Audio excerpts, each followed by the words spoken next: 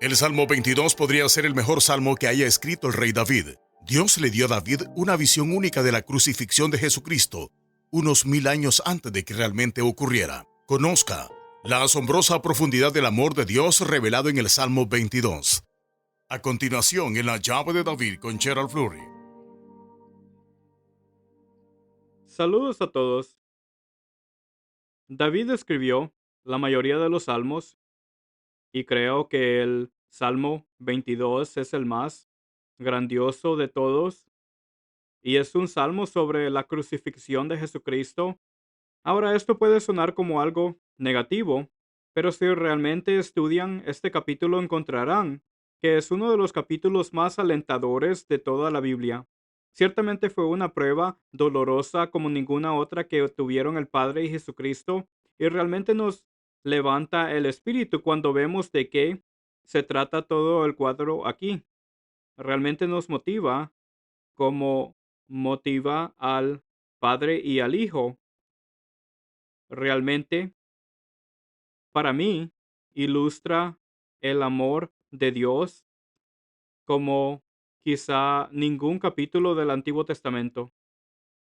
Es así de significativo si lo entienden, y sin embargo, mucha gente no lo entiende y en realidad no creen que sea tan grande como yo voy a decirles que creo que es y pueden demostrarlo. Hechos 13 en verso 22 dice esto.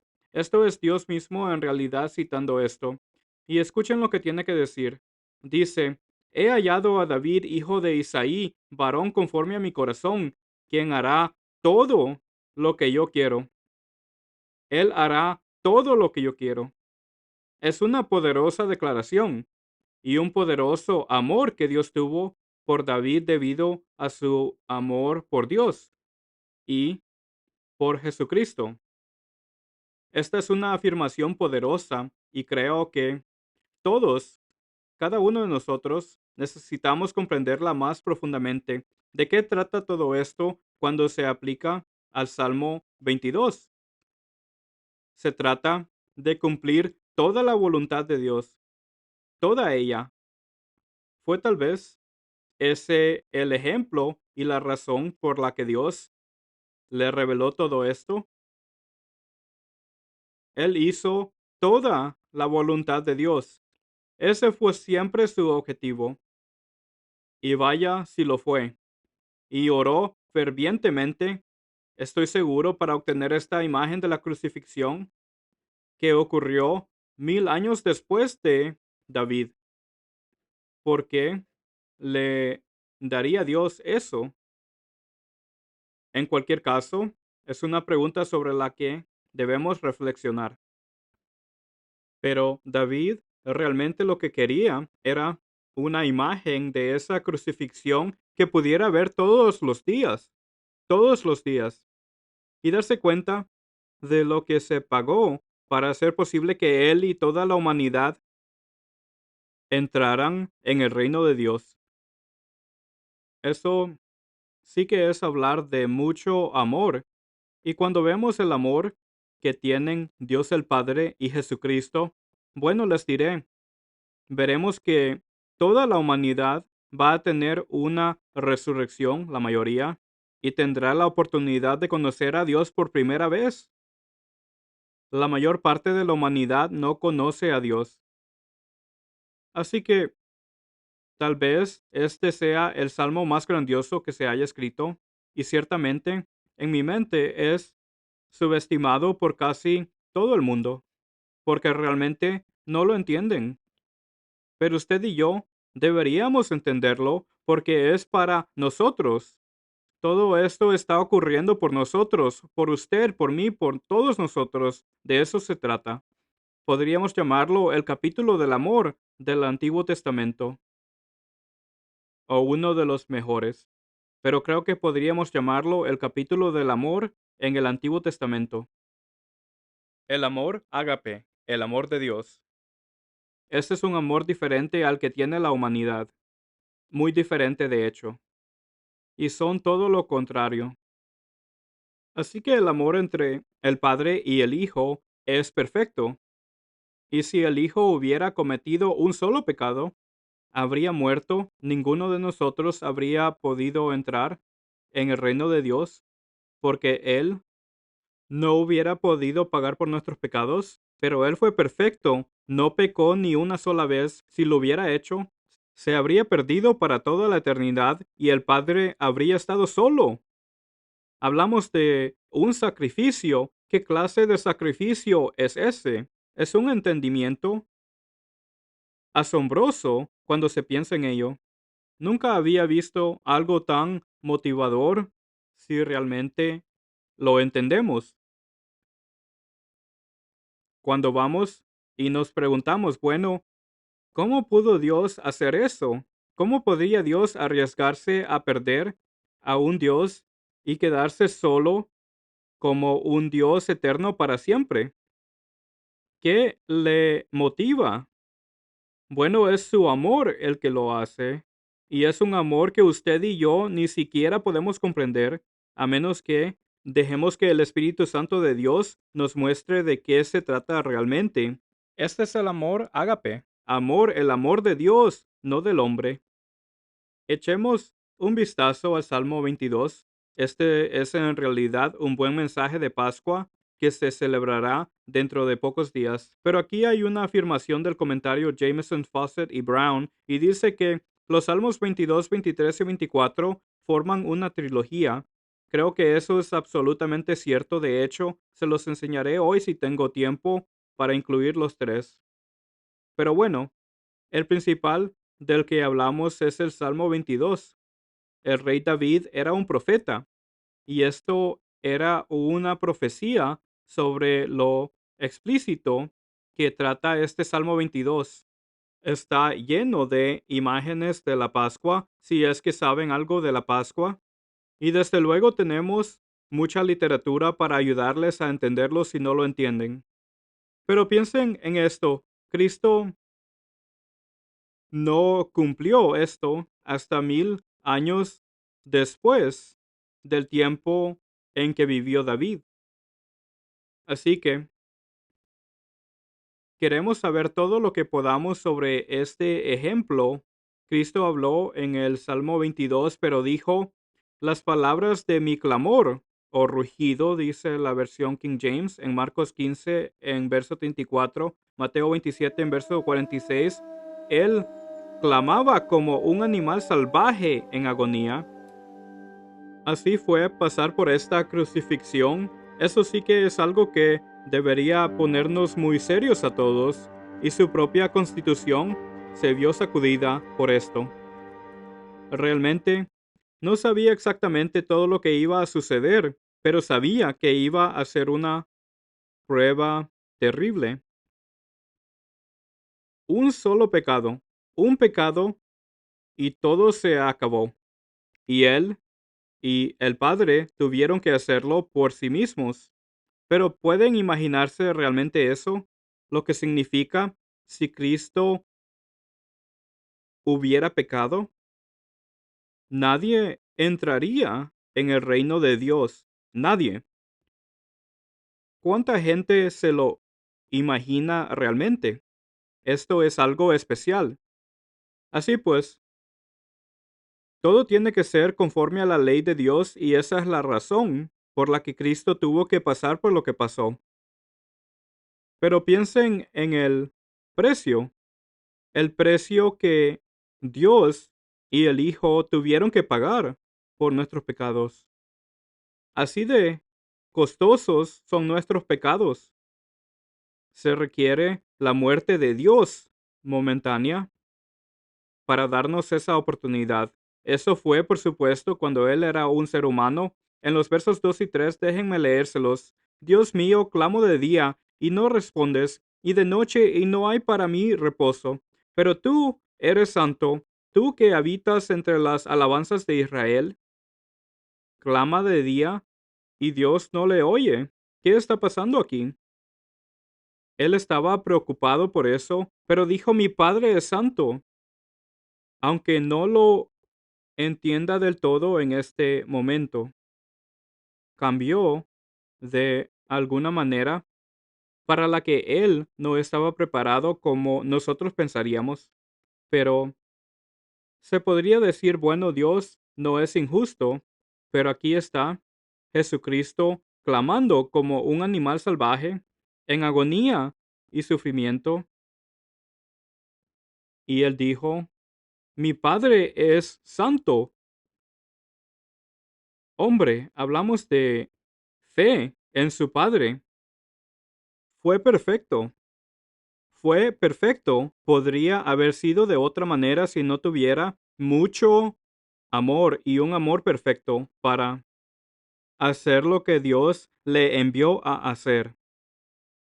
Y él estaba alabando la santidad del Padre, clamando como alguien con la peor prueba posible, y sin embargo nada fue como eso. Noten el verso 6. Él tenía esta actitud y él dijo en el verso 6, este es Jesucristo, él dice, mas yo soy gusano y no hombre. Ahora Dios le dijo a Jacob, Jacob, eres solo un gusano. Y él está hablando de todos nosotros. Si Cristo aquí en la carne era un gusano, nosotros ciertamente lo somos. ¿Qué significa eso? Significa que si no tenemos al Espíritu de Dios guiándonos y señalándonos el camino, moriremos como un gusano. Así es como somos. Vamos a morir como un gusano y ese va a ser el final si no accedemos a este Espíritu del que les estoy hablando hoy. Este amor de Dios. Él quiere construir ese amor en nosotros. Él quiere que usted tenga un amor así. Debemos tenerlo o destruiremos a todos los seres humanos.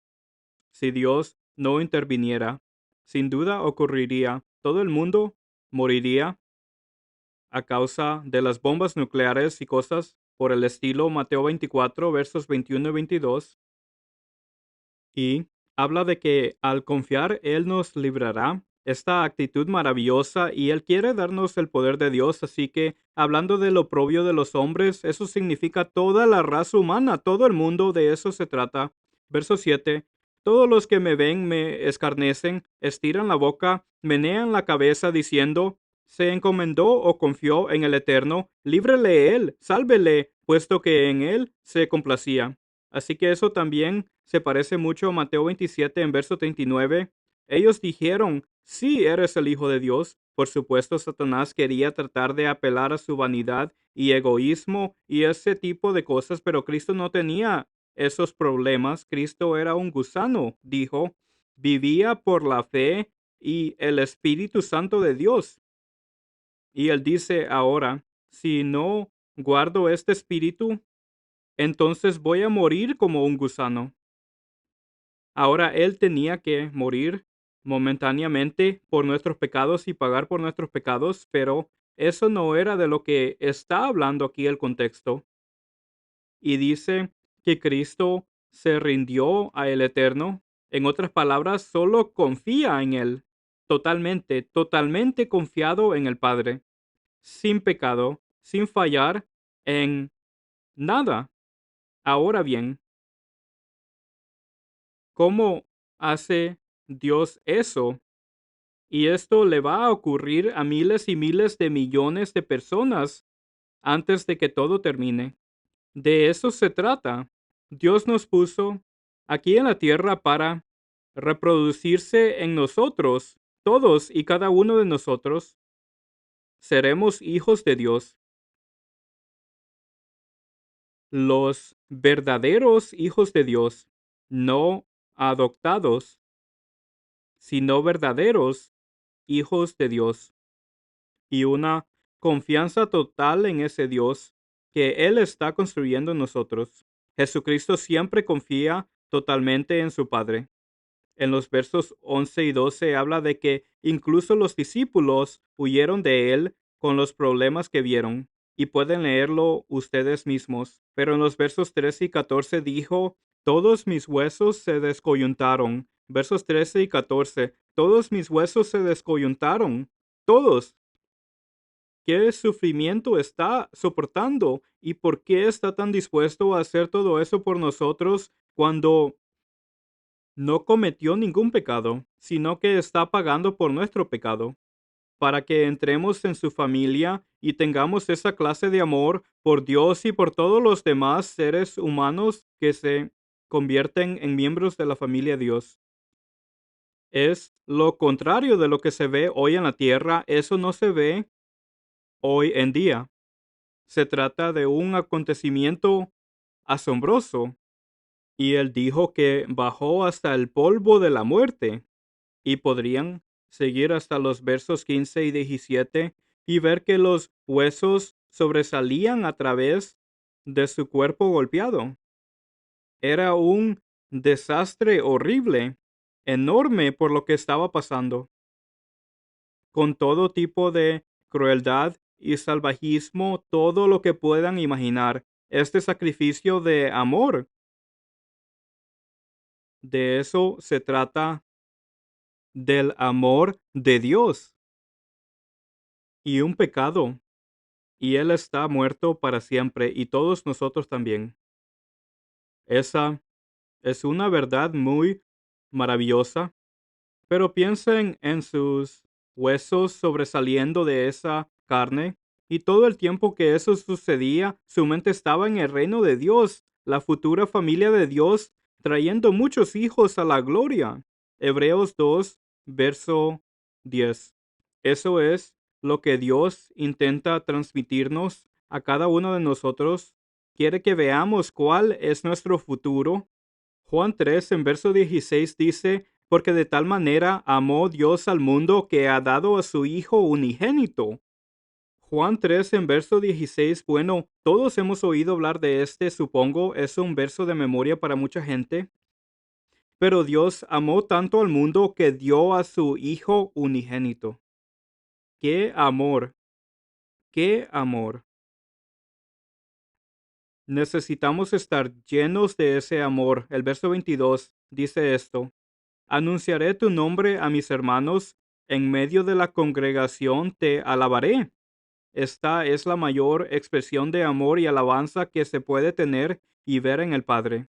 Y toda la gente que ha vivido van a ser parte de esto si lo quieren. La mayoría de ellos serán resucitados y llegarán a conocer a Dios. La mayoría de las personas en esta tierra murieron sin conocer a Dios. Es una realidad. Dios está aquí para salvar este mundo. En el verso 23 del Salmo 22 dice esto: Los que teméis a el Eterno, alabarle, glorificarle. Verso 27, se acordarán y se volverán a el Eterno todos los confines de la tierra y todas las familias de las naciones adorarán delante de ti. Esos son todos. Él está trabajando para llevarlos a todos al reino de Dios. Y por supuesto, si no lo quieren, pues no lo consiguen. O si no lo hacen a la manera de Dios, no lo consiguen. No entramos en el reino de Dios.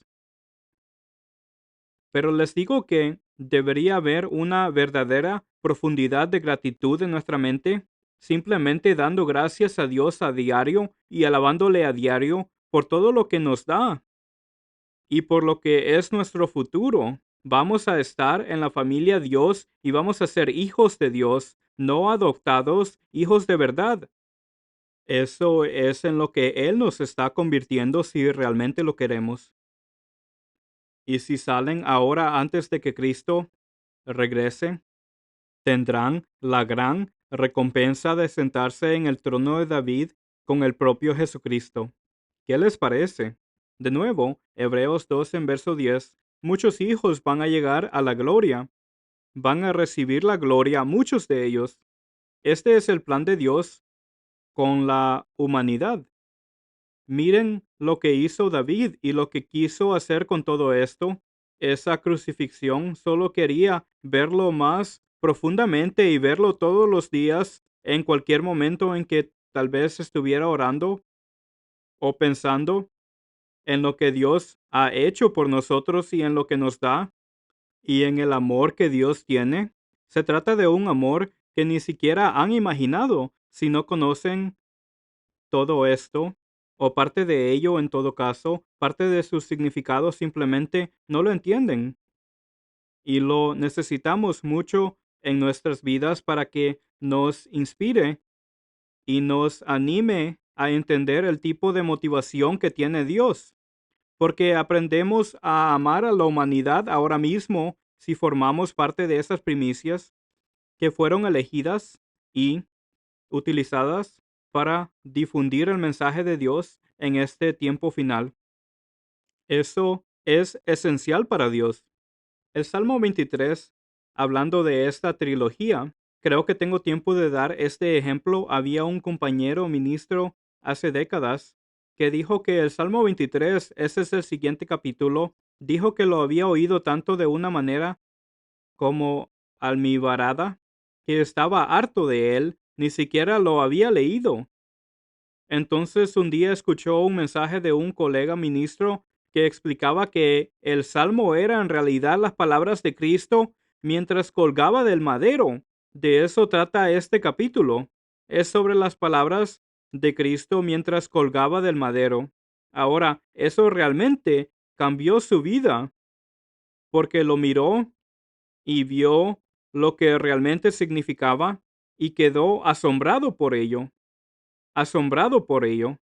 No tengo tiempo para hablar mucho de eso, pero Cristo no merecía nada de esto. Y pueden ver, sin embargo, en el Salmo 24, Dios nos muestra la recompensa que nos está dando, el tipo de recompensa que vamos a tener si tenemos un corazón puro y realmente lo buscamos a Él. Y Él le dice a Jacob, oh Selah. Bueno, en otras palabras, deténgase y piense, realmente deténgase y piense sobre esto en Mateo 24. Pueden leerlo y entenderlo. Es muy fácil de entender. Y les digo, eso tiene un mensaje y un amor maravilloso que podemos ver y que simplemente no vemos en este mundo. Por eso nos dirigimos hacia grandes desastres, catástrofes. Podemos evitar todo eso si nos arrepentimos y acudimos a Dios ahora mismo. Hasta la próxima semana. Soy Gerald Flurry. Adiós, amigos.